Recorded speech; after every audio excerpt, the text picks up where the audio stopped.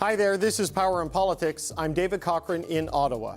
Canada is fighting President Donald Trump's trade war on two fronts today. First, in Washington, where top government officials are in a push to reach a trade deal. Trump's clock runs out in just 8 days, and who knows what happens then? Is an agreement within reach, or are tariffs inevitable? We've got the CBC's Katie Simpson standing by. Meanwhile, up north, Prime Minister Mark Carney is meeting with Inuit leaders, selling his plan to rely less on the United States by building more in Canada, all while respecting Indigenous rights. Just ahead, the definitive response Carney received from ITK President Natan Obed. As Power and Politics starts right now.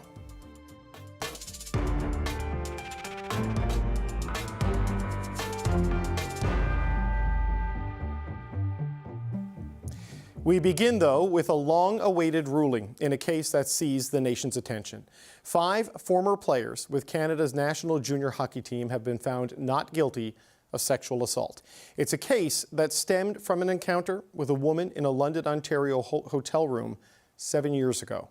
The CBC's Megan Fitzpatrick is outside the courthouse in London, and she joins me now. So, Megan, a long-awaited decision. Take us through what the judge had to say. And it was a long decision itself, David. It began around 10:30 this morning, and it took several hours for Justice Caracia to read her ruling. But she did give an indication of where she was going at the very beginning, when she said, in this case, I have found actual consent, not vitiated by fear. I do not find the evidence of EM, who was the complainant in this case. She is known by EM under a publication ban. She didn't find EM to be either credible or reliable. The judge said, with respect to the charges before this court, having found that I cannot rely upon the evidence of EM, and then considering the evidence in this trial as a whole, I conclude that the Crown cannot meet its onus on any of the counts before me. There were 6 counts before her. Each of the 5 players was facing 1 charge of sexual assault, and Michael McLeod facing that second charge of being party to a sexual offense. So when the judge said that, David, that kind of set the table for the rest of the ruling. She then spent time going through some of the key pieces of evidence that were heard at trial, and that evidence included EM's testimony. It also included Carter Hart's testimony. He was the only one of the 5 accused to take the stand. So she was going through the pieces of evidence and giving her assessment of those pieces of evidence, essentially. And what it all boiled down to was that she was not satisfied beyond a reasonable doubt. That is the onus on the Crown to prove the charges beyond a reasonable doubt, and the judge essentially saying, David, that they failed to do that. And she laid out some of her reasons why, including why she found EM not to be credible or reliable. She said she found some parts of EM's testimony troubling. The Crown, in their closing arguments, had urged the judge to find EM a reliable and credible witness, and saying she had been consistent throughout all of this, and that any inconsistencies were minor and could be explained. But the defense had urged the judge to find the opposite, saying that EM was not credible or reliable. They had accused her of fabricating her version of events, in part to support a civil lawsuit that she later filed against Hockey Canada and some of the unnamed players. They had essentially accused her of lying about what happened because they alleged she regretted the choices she made that night. So again, the judge went through each of the charges and explained her reasons why she was finding each of the accused not guilty. She said that she, in terms of the issue of consent, which was at the heart of this case, EM and the Crown had alleged that the sexual activity that took place in that hotel room that night was not consensual. The defense lawyers had argued the opposite, that she was a willing participant, and the judge basically accepted that evidence, David, that she was a willing participant, that she did consent, and she said that, sort of the next part of her analysis had to be whether the consent was vitiated or sort of like canceled out or, impacted by a sense of fear, for example, which is what EM had testified, that she was scared when she was in the hotel room when up to 10 men were in the room. She said she did not consent to them arriving there or engaging in any of that sexual activity, but the judge rejected those arguments, saying she found no evidence that EM was scared when she was in the room. So at the end of going through all of the reasonings and stating that she was finding the 5 not guilty. She then said at the very end, the accused are free to go. Okay, Megan, a lot there. You made a very important point there, that it was very clear the direction this was going when the judge started spelling out her initial rationale, and then it was hours before the official verdicts were handed down, and then a series of reactions. So what's the scene been like there throughout the day? Yeah, after it was all over, we did hear from lawyers for each of the accused. They did not take any questions, but they made some statements, and they were talking about the toll that this trial has taken on their clients. Some of them suggested that the charges never should have been brought in the first place. Remember, this all dates back to 2018. This has been years in the making, this trial. There had been a police complaint initially. London police investigated and did not lay any charges initially. Then the case was reopened in 2022, the charges laid in 2024. And one of the defense lawyers saying the London police got it right 7 years ago when they did not lay charges. Let's hear more from some of the defense lawyers. The damage to Mr. McLeod's reputation and his career has been significant. But today's decision begins to restore what was very unfairly taken away from him. A criminal trial is rarely an opportunity for vindication. Here it is. It is both gratifying and unsurprising. The impact of this case has changed Alex as a person, and he's matured well beyond his years. This decision comes as a result of careful deliberation by Her Honor. She engaged with the evidence in a thoughtful, methodical, and principled manner. 7 years ago, Cal was 19. He is now 26. That is a significant part of a young man's life. He is still young. He has a wonderful future ahead of him, and he is eager to embark on his next chapter. So we heard that word vindication, David. We heard gratitude to the judge and a sense of relief.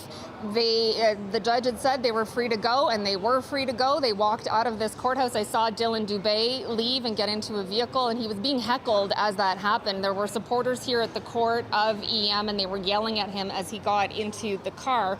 We did also hear from the lead Crown attorney who prosecuted this case, Megan Cunningham. We should note the Crown has 30 days to file a notice of appeal should they choose to appeal these decisions from the judge. Let's take a listen to what else we heard from the Crown. A successful prosecution is not measured solely by whether there are guilty verdicts at the end.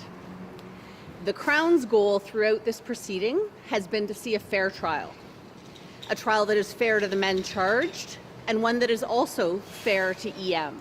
We want to thank EM for coming forward and for her strength in participating in this process.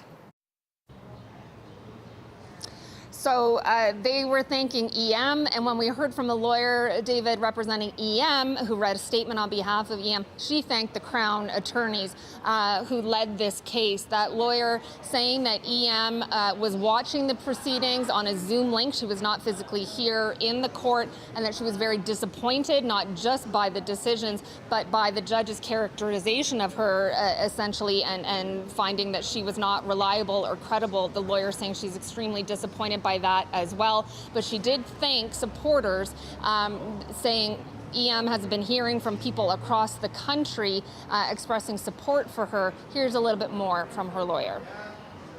She's obviously very disappointed with the verdict and very disappointed with her Honor's assessment of her honesty and reliability. She's really never experienced not being believed like this before. She chose to persevere and continue with the process of seeking justice. She knew there were no guarantees for guilty verdicts, and that even if she decided not to testify, that decision would have been accepted. But she felt that it was important to see the process through to the end, even if it meant opening herself up to intense scrutiny and unjustified criticism. So disappointment, but also gratitude for the support, and her lawyer saying that EM helped spark a national conversation about many issues, including consent, of course.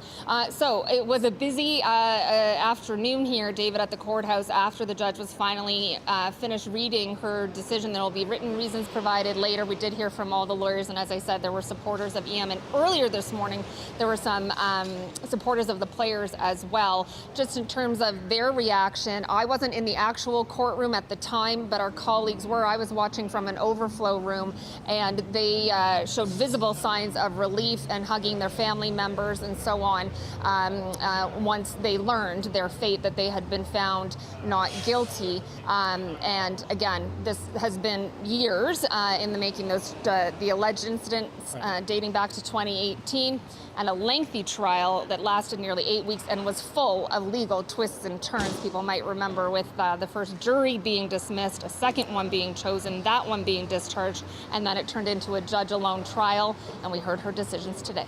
Okay, Megan, thank you so much. That's the CBC's Megan Fitzpatrick in London. Well, to the Canada-U.S. trade story now, and Canada's trade team is wrapping up 2 days of meetings in Washington as the clock is ticking on U.S. President Donald Trump's threat to increase tariffs on Canada come August 1st. It's important for us to recognize that there is a time when the deal is the right deal, and it's important for us to be in a position to continue negotiating until we get to that point. The CBC's Katie Simpson joins us now. So, Katie, some very familiar faces popping up there in Washington. What's the latest from what the ambassador and the minister had to say? Yeah, this is 2 days of meeting trying to target people within the Trump administration as well as those who are close to Donald Trump. So today there were meetings with U.S. senators, Republican senators, yesterday and today. People like Tim Scott, who is a Republican senator from South Carolina. He was actually just at a major photo op event with Donald Trump just a few moments ago. And other Republicans who, again, are close to Donald Trump, who have his here, but also might have a better understanding of what the Trump administration is thinking and feeling and where they want to go next. Dominic LeBlanc also having meetings with Howard Lutnick, who, of course, is leading the negotiations on the U.S. side. But when it comes to, Canadian businesses, Canadian workers who are looking in this moment, is there something new? Is there something that's moving? Have a listen to what we heard from Dominic LeBlanc, who, of course, is leading this from the Canadian side. We're going to continue to do the difficult work and take the time necessary until the Prime Minister decides that the deal that's on the table is the best deal we can get. So we've made progress, but we have a lot of work in front of us. So that's not exactly an optimistic take on whether a breakthrough is sort of here in this moment. There certainly isn't one at this moment, or when there could be one before this new deadline of August 1st.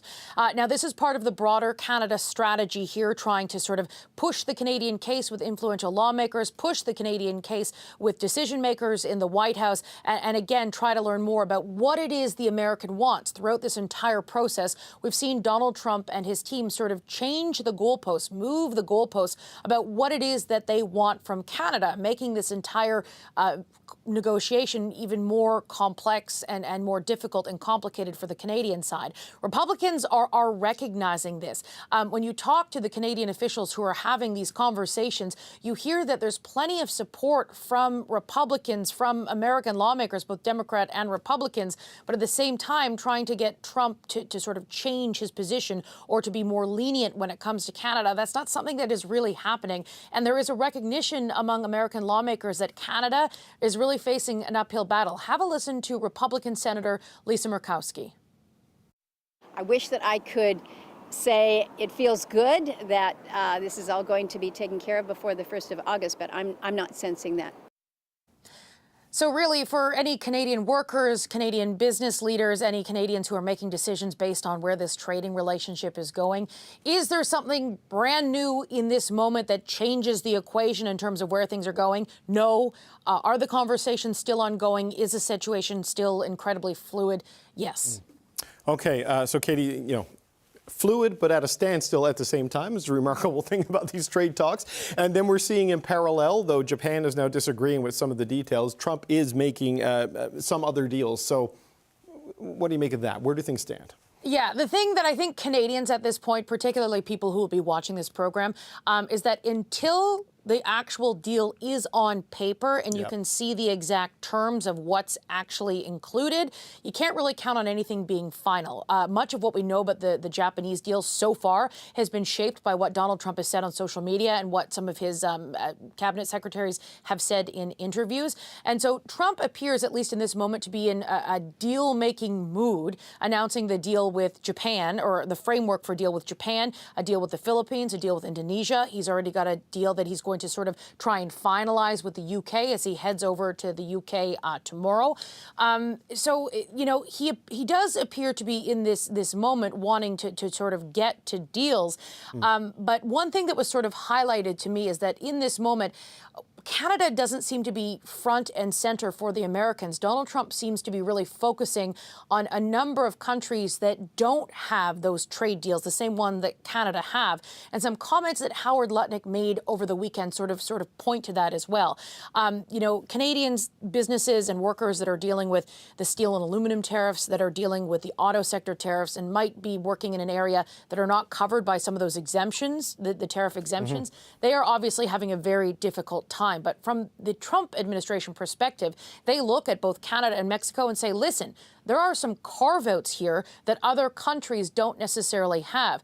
Yeah, there are those 25% tariffs that are related to border security and fentanyl, but there is an exemption for CUSMA-compliant goods or USMCA-compliant goods. So they see that there is still significant trade happening back and forth that is not affected by tariffs. And Donald Trump right now is dealing with countries that are going to be dealing with a much bigger shock come August 1st. Right. However, that is not very much comfort for Canadian workers, businesses that are trying to navigate all this, for people in the steel and aluminum industry that are dealing with 50% tariffs with no sign that those tariffs are going to budge at all. So again, I wish that it were like far more simple to explain or far less complicated. And I'm sure the people that are dealing with this, especially the workers and the business leaders and the political figures that are trying to deal with this, but it remains, again, complicated, complex, difficult, fluid, all those words. Yeah, it's a remarkable thing, Katie. They wipe out thousands of jobs and tell Canada how good they got it. There you go. This is CBC's Katie Simpson in Washington. Well, meanwhile, up in the Northwest Territories, Prime Minister Mark Carney is meeting with Inuit leadership. This trip is part of his continued outreach to Indigenous groups over his controversial law to fast-track major projects. But it seems today's meetings have made some progress. The Prime Minister and his cabinet ministers couldn't have been any clearer in their assurances to Inuit leadership about the upholding of the constitutionally protected agreements that we have with the Crown. I'm really optimistic about the ability for Canada to respect our agreements in this implementation phase of Bill C-5. But still, these are early days, and we look forward to the conversations ahead. Still ahead, we'll talk about those comments with our power panel, as well as the growing pessimism around an August 1st deadline for a Canada-U.S. trade deal. But first, top Canadian officials, as you saw, are in Washington trying to reach a trade deal with the United States, but uncertainty prevails with the deadline just over a week away.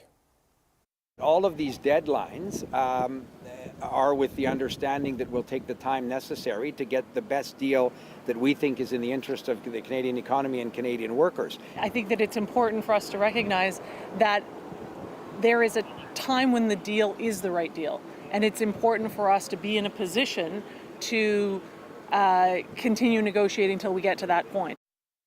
Frances Donald is the chief economist at RBC, and she joins me now. Frances Donald, good to see you again. Thank you for being here. Yeah, thanks for having me. So we heard a lot from Canadian officials this week, federally and provincially. They're warning that reaching a deal with the U.S. will take as long as necessary. What does all of that continued uncertainty around a trade deal mean for the economy? Well, what we thought it was going to mean was a dramatic pullback in business investments, sentiment collapsing, Canadians staying home, not going out and spending. But maybe the biggest surprise at all is, even though we are in this environment of higher uncertainty and we've seen confidence measures drop pretty spectacularly, spending in businesses are actually on aggregate across the whole country holding in okay. Now, this is not a booming Canadian economy, but job losses are slowing, not so bad as they were heading into the year.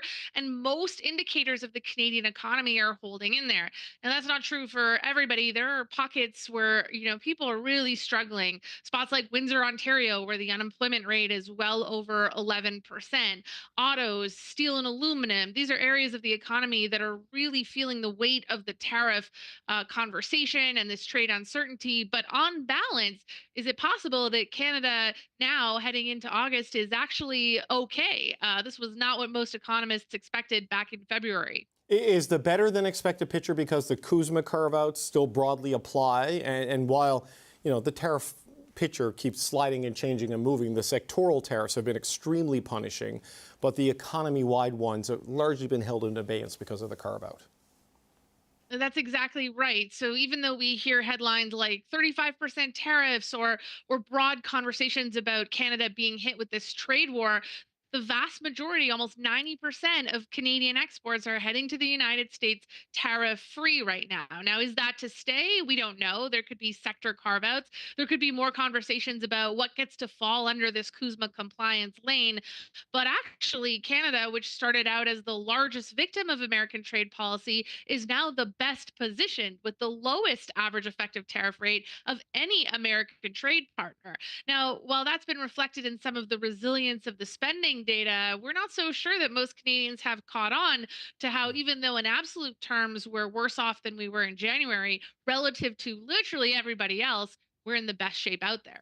Yeah, that was certainly a conversation that in Huntsville this week. The premiers and federal ministers were making that point, though it is, August 1 will be worse than January 1, and the sectoral tariffs have been incredibly devastating to those specific areas. And we have, on top of that, Francis Donald, the Prime Minister, and others saying there's not a lot of evidence you can get a trade deal with the United States. This doesn't include some sort of maybe double-digit baseline tariff based on where it's going. I mean, what would that do to the Canadian economy if we end up in a situation like Japan or reportedly where Europe has been going? Well, it matters, and it matters where those tariffs will be applied. And so, even though uncertainty hasn't weighed so significantly to create a recession in Canada just yet, it's very difficult to imagine that global investors are thinking, let's dive into Canada when we still don't know what the state of play is going to be. So, that uncertainty is acting like a slow wait on just how quickly the Canadian economy can reaccelerate. And as you mentioned, there are pockets that are really struggling. This is going to put a lot of emphasis on the government to step in now. There are folks who need help now. They can't wait for a budget in the fall. They can't wait to see what the evolution of that trade negotiation policy will be. And I might add, they're probably not going to get that help from lower interest rates right now. The Bank of Canada will be looking at Canada and saying, well, we have pockets where the growth is doing just fine, reaccelerating, spots like Alberta, the tech sector, these areas are doing just okay. And then we have areas of the economy that are in very real recession. That's going to be the government that has to step up to the plate and say, let's fill the holes in the economy where they are right now. It's a very difficult policy framework, and it can't wait 6 months, 12 months until we have a final CUSMA or USMCA agreement before we provide direct support immediately to those folks who need it now. Well, meanwhile, the tariffs that are in place inside the United States, because it's not just the Canada-U.S. situation, Donald Trump's going to war trade-wise with the world. You've done some forecasting on what all of that means for the U.S. labor market, U.S. inflation. Given our interconnectedness, I mean, what do you see happening with the U.S. and how does that spill over into here? That's a really good point, because at the end of the day, the economy that is most exposed to the United States is still Canada. So a big risk to our more optimistic take on the Canadian economy heading into 2026 is that the U.S. falters, and just the old school idea in economics that when the United States sneezes, Canada catches a cold. Now, the big issue in the United States is they've had the largest trade shock in 100 years, but they have yet to see inflation or job losses come through. So some folks are saying, see, America's just fine. Nothing's going to happen to us. Tariffs give us tariff revenue, but are innocuous. The problem is that the Americans imported a ton of stuff. They've got bloated inventories across most sectors that were brought in before tariff prices rose. So those inventories have to be depleted before American businesses need to import at those higher tariffs. And just how many inventories are in the US system is a complicated economic question, and we don't have all the answers, but we think it's about 5 months. That means that the American economy probably isn't going to feel the weight of these tariffs until much later in the year.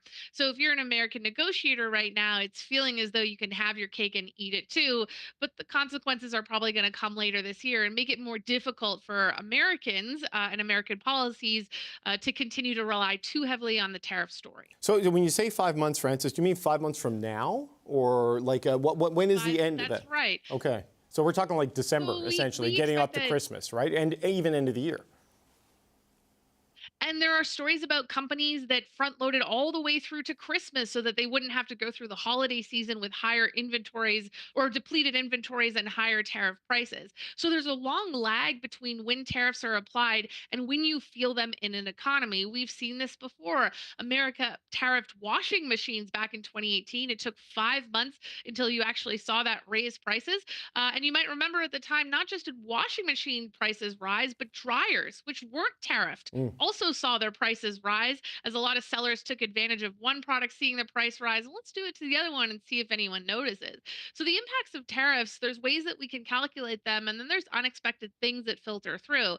As we talked about, this is the biggest trade shock in 100 years. So as much as we can say that the Canadian economy is holding all right and the American economy has yet to feel the impacts, we have to be too cautious about getting too optimistic or too negative on what the outcomes are going to be. And that's exactly the problem for Canadian businesses right now. Is they look to set their business planning. They want to know what 2026 is going to look like so they can set their plans, hire, invest. And it's really difficult to do that in this environment. And so even though Canadian economy is holding on quite well, we do have to remember that we're probably not going to see an aggressive reacceleration. As long as businesses don't know what sport they're playing, they cannot write a playbook for it. So just as a quick final point, Francis, when the inventory assessment 5 months from now to the end of the year, that strikes me as bad news for Canada in its bargaining position, because a big part of the hope was that the pain would start to be felt in the U.S. economy right around the third quarter. That was a lot of the early analysis, and it sounds like it's fourth quarter or even Q1 of 2026 potentially, and that gives the U.S. negotiators a lot of cushion if the pain isn't going to be real till then. Well, you know, it is going to vary a lot by sectors. There are places that are going to see it earlier, like household furnishings for Americans or apparel. These are really heavily imported. Some food prices have already started to rise, and some producer prices have started to rise in the United States. So if you're looking under the surface, there's already some growing evidence. But broad-based, we see that more happening later in the year. So you're going to hear a lot of anecdotes of individual companies that are passing those stories on already. But there's a long lag, David, and that's going to be the challenge here as we talk to Americans. We try to get a sense. We try to encourage them to recognize the damage on their own economy. It may be a little bit longer than many of us had hoped. Okay. Francis Donald, Chief Economist at RBC. Always appreciate the time. Thanks for being here. Thanks for having me.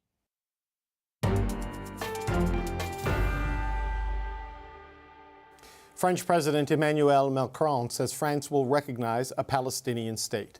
Macron made the announcement just hours ago in a post on social media. He said France will make its formal recognition of a state of Palestine at the United Nations in September, and said it's part of a commitment to a just and sustainable peace in the Middle East. Israeli Prime Minister Benjamin Netanyahu has responded, saying Macron's decision rewards terror and risks creating another Iranian proxy. The U.S. and Israel announced earlier today that they are withdrawing from Gaza ceasefire talks in Qatar, with the U.S. accusing Hamas of not acting in good faith. Now, Macron's announcement comes as desperation for food in Gaza is growing.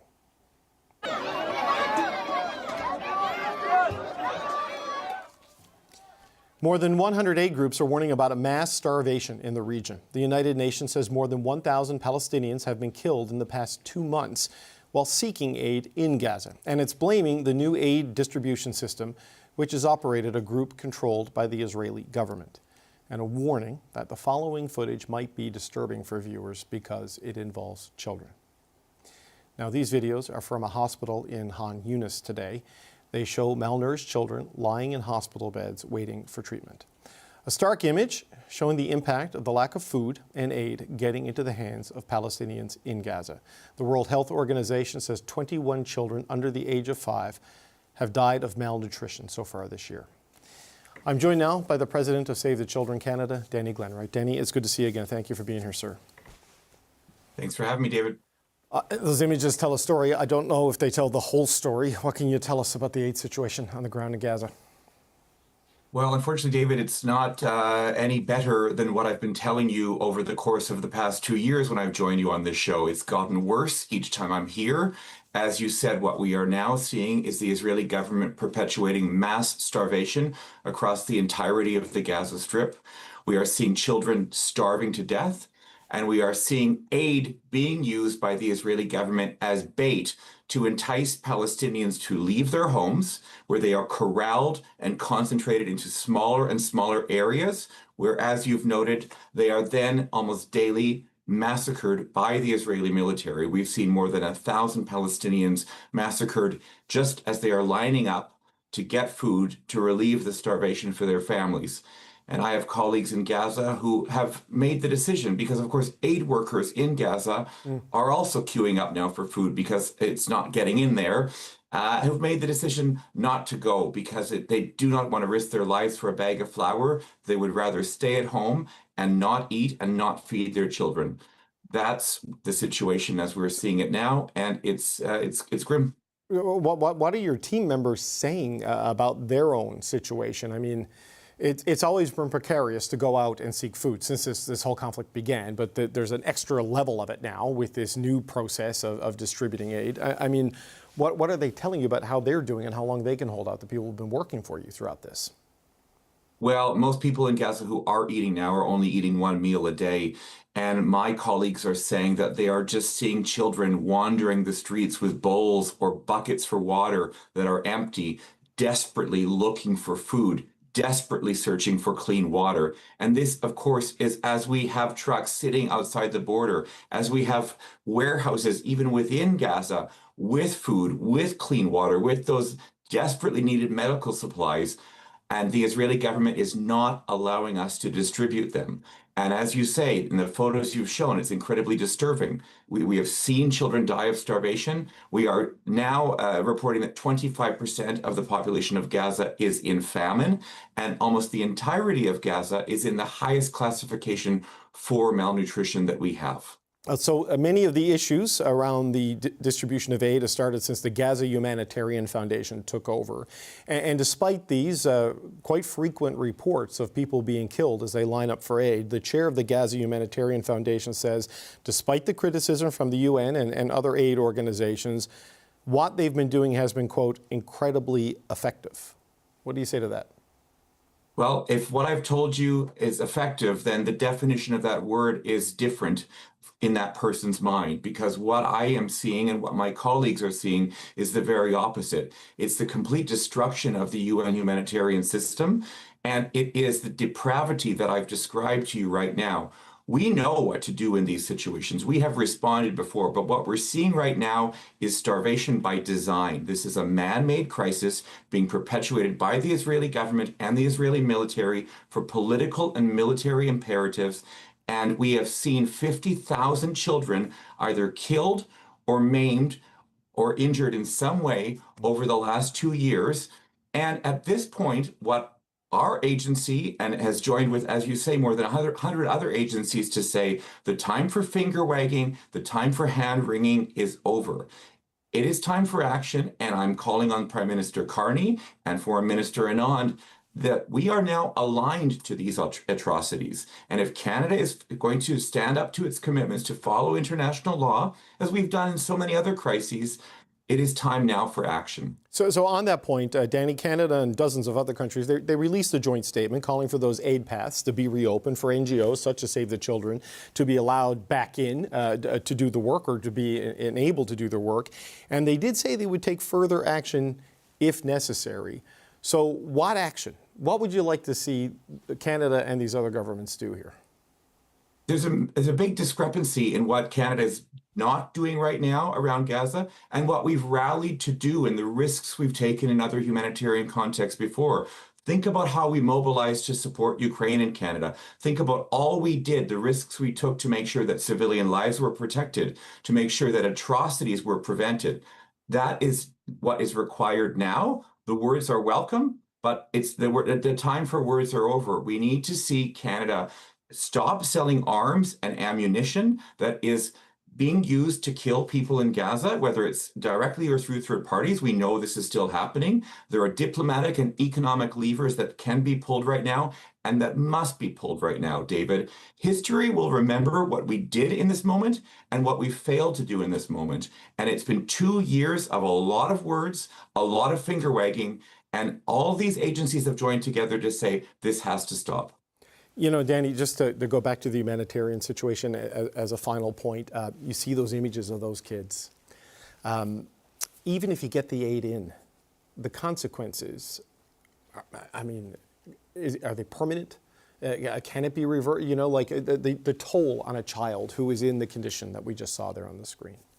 But we're in a situation right now where that's exactly the risk we're worried about. The cognitive impairment of children who have gone without food for this long. Let's also remember these children have been out of school for 2 years. Their right to safety, their right to education, their right to food has all been prevented for 2 years. And of course, before that, a siege and a blockade of Gaza that went on for many, many years.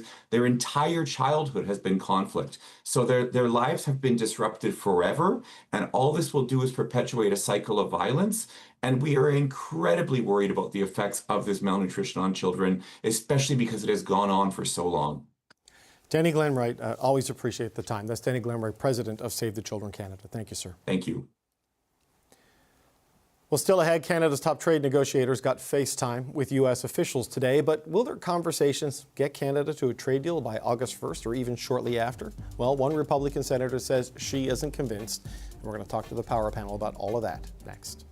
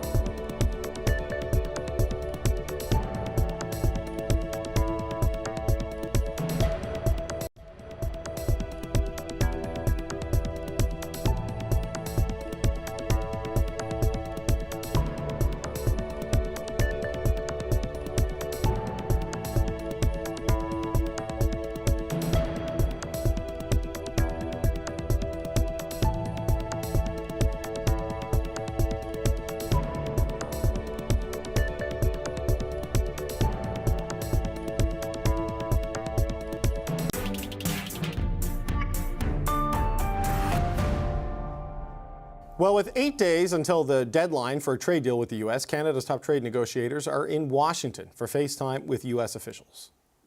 We're going to continue to work towards the August 1st deadline. We're going to be back here again next week. But all of these deadlines are with the understanding that we'll take the time necessary to get the best deal that we think is in the interest of the Canadian economy and Canadian workers. There is a time when the deal is the right deal, and it's important for us to be in a position to continue negotiating until we get to that point. And while Canada continues to work towards that August 1st deadline, knowing it may blow by, one Republican senator suggests that timeline may be in vain. I wish that I could say it feels good that this is all going to be taken care of before the 1st of August, but I'm not sensing that. Okay, so is August 1st, is it a real deadline or is it really dead for an official timeline for a deal? Let's talk to the Power Panel about that. Shachi Kurl is the president of the Angus Reid Institute. And here with me, Stevie O'Brien is a former chief of staff to Liberal cabinet ministers, and Kate Harrison is a conservative political analyst.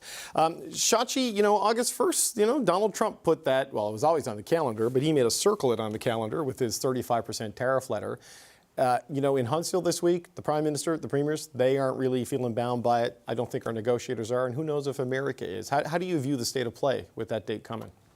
Look, I was talking to a friend yesterday in Vancouver who was trying to get her condo redone and is talking about how the state of interior decorators in the summer in the city is all mañana. We're making incremental progress, but we'll get it done when we get it done. And maybe a slightly odd analogy, but one that I think is very apt for where we're at. There are so many different shifting priorities in play, on both sides of the border. And when you hear Ambassador Hillman talk about, we will get the deal when the deal is right, and that may look like one thing this week and something else next week and something else 3 weeks from now. I don't think anybody's taking those deadlines seriously, in part because the U.S. president hasn't taken those deadlines particularly seriously. So, when we ask Canadians, for example, what are your thoughts on all of this? I think they're much more focused on whatever they perceive to be the right deal, and different people have different views on what that should look like, rather than a deal by a deadline that, given that the setter of that deadline tends to take deadlines fairly arbitrarily.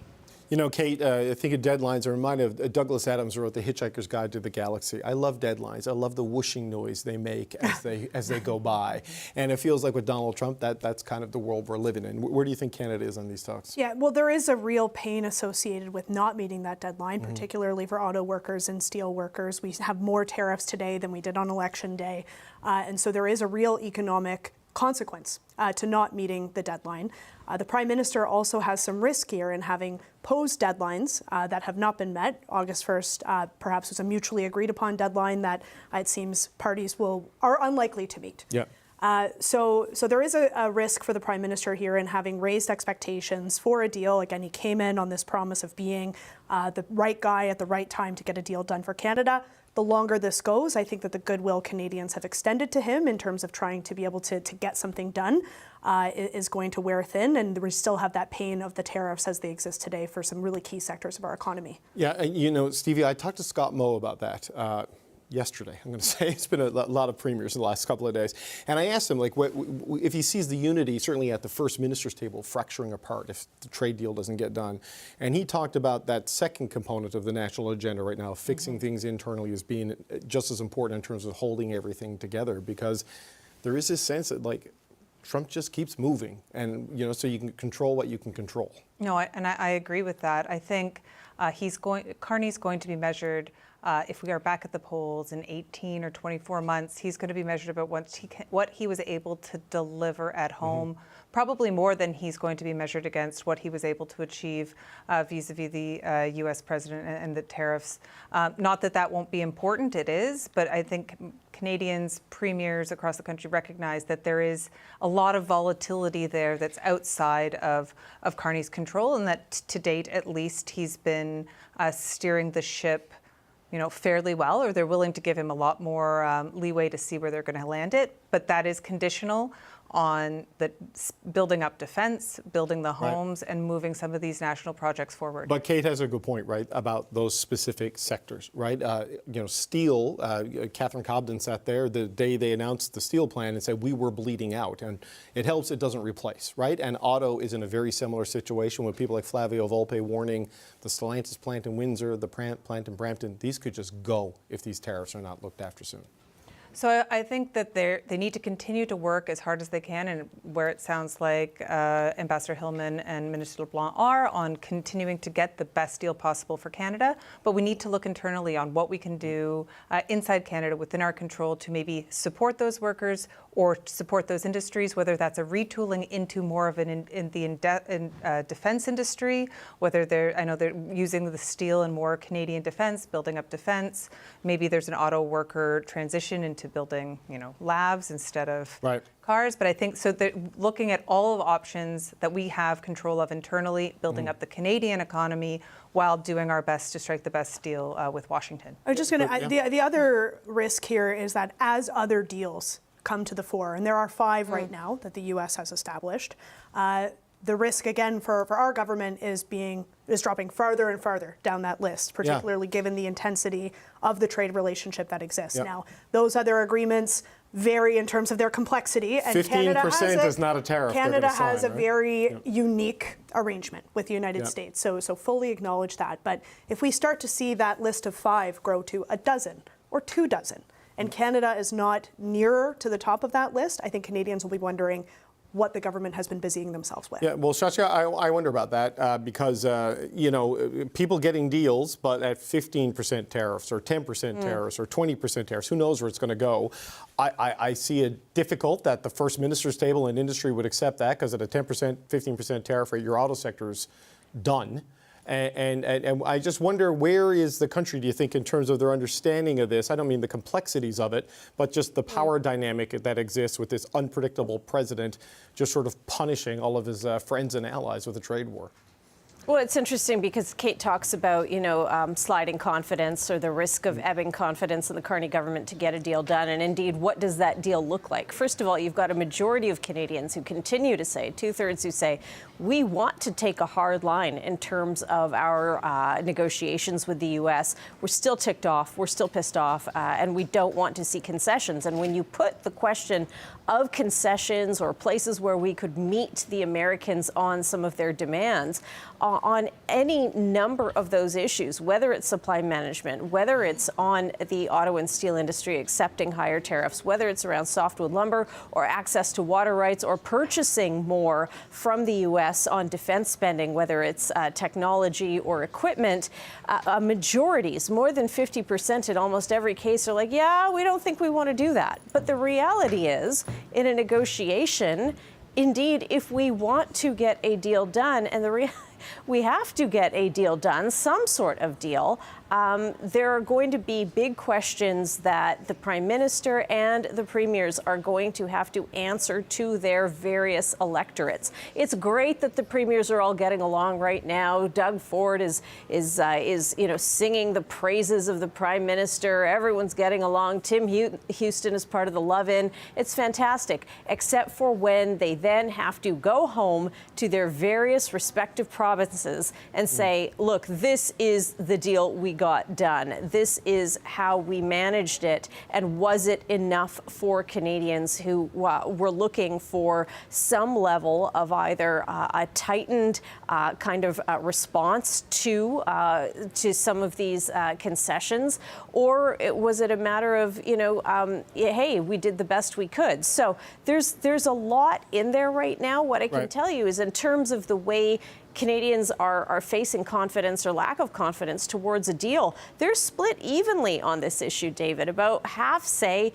yeah, we have all the confidence in the Carney government to get the deal that we deem good to be done. The other half say, no, we don't have confidence. And it isn't all about Carney. It isn't all about Trump. A good section of it is about the level of volatility that is built into these negotiations and is built into the Trump White House. So some people say, hey, we're not confident. It doesn't have anything to do with a lack of confidence in Carney, it's more, well, Trump might chicken out, or Trump is he's so volatile that he'll change his mind. It doesn't matter how hard we try in this situation. So there is an understanding, in a sense, that we're over a cliff economically. We know the situation is going to be bad, but no one's actually hit surface yet. And that's that free fall that we're in right now, trying to figure out, well, how bad is really bad? Yeah, as we heard from Francis Donald earlier in the show, the Kuzma carve-outs on the bulk of the economy is keeping Canada in relatively better shape, but those sectoral tariffs are extremely punishing. And, you know, Stevie, these tariffs are not Mark Carney's fault. Because he's Prime Minister, they are his problem. And as Katie was saying off the top of the show, Katie Simpson, the U.S. seems to see Canada and Mexico as different than everybody else. There's an urgency to get these things done with the other people because they see the Kuzma carve-outs as essentially, oh, things are okay with Canada, when obviously they are not. And as Francis Donald said, there's 5 months of inventory maybe in a lot of U.S. companies, and that means they may not feel the pain until the start of 2026, which is a tough spot for Canada. It is a tough spot for Canada, but you're also right. Canada and Mexico are different in their relationship with the United States. It's not the relationship that Canada has is significantly different than the relationship Japan has with the United States. We're neighbors. We have so many more cross-border pieces. There are critical minerals. There's water. There's joint defense pieces that are. It's a much more complicated negotiation that has to take place, and things are, you know, at a higher. It's much higher stakes. So I think getting the right deal is at the end of the day the most important thing. Right. But you're right, getting attention when, you know, the U.S. The Kuzma is already there. There's kind of a holding pattern. The Americans are not feeling necessarily the pain.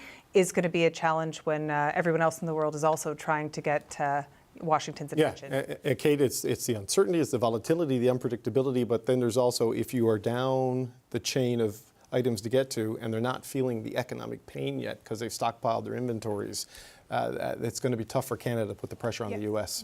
There is some volatility, but there are some constants that Trump has made clear around fentanyl. It is very clear, and the elephant in the room is that supply management is certainly on Trump's agenda, and Canada will be obviously very reluctant. But that's for next year, I guess, right? For the review? Well, yeah, who knows? Who knows? It could be next month, right? Part of the strategy, I think, of Canada is to not give too much until they hit those official negotiations. Of course, yeah. So there are things on Trump's agenda that he wants to see achieved, and then there are Canada's objectives, and there exists a very large delta between those two things at the moment. That is a very, yes, that is very true. Okay, look, there are two tracks kind of happening right now. There is this Canada-U.S. effort, and then there's getting things moving internally to sort of build resilience and just unlock economic productivity in this country. And in the Northwest Territories today, Prime Minister Mark Carney met with Inuit leadership, and this trip is part of his continued outreach to Indigenous groups over his law to fast-track major projects. But it seems that today's meetings have made some progress. Have a listen to this.